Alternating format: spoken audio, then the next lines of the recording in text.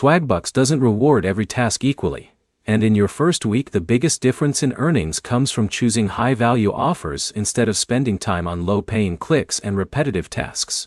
By the end of this, you'll know exactly which Swagbucks activities are worth doing in your first 7 days, which ones slow you down, and how to structure your time so you don't waste effort on near-zero payouts. First priority is offers in the Discover section. These are usually partner deals like app signups, free trials, or limited-time promotions.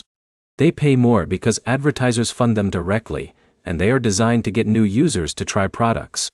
In your first week, this is where most of your higher-value earnings come from, if you qualify and complete the steps properly. Second priority is surveys, but only the ones you actually qualify for. Surveys are available all the time, but many disqualify you early if your profile doesn't match what the advertiser is looking for. The key is to stop forcing long surveys after repeated disqualifications, and instead move on quickly to the next one. Time efficiency matters more than completing every attempt. Third priority is cashback and shopping offers.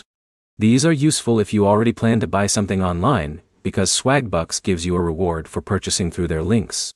This is one of the most passive ways to earn, but only works if you're already spending money anyway. Fourth is small daily tasks like polls, videos, or short activities.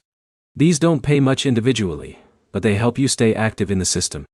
They are better used as filler tasks when you're between higher value offers, not as your main strategy.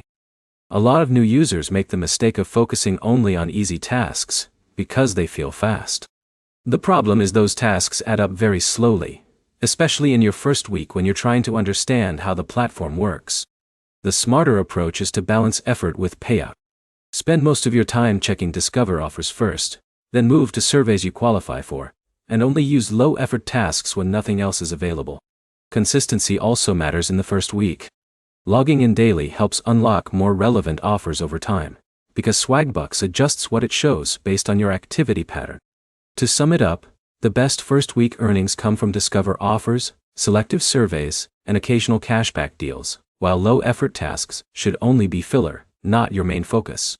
Like and subscribe for more clear breakdowns of reward apps without the confusion.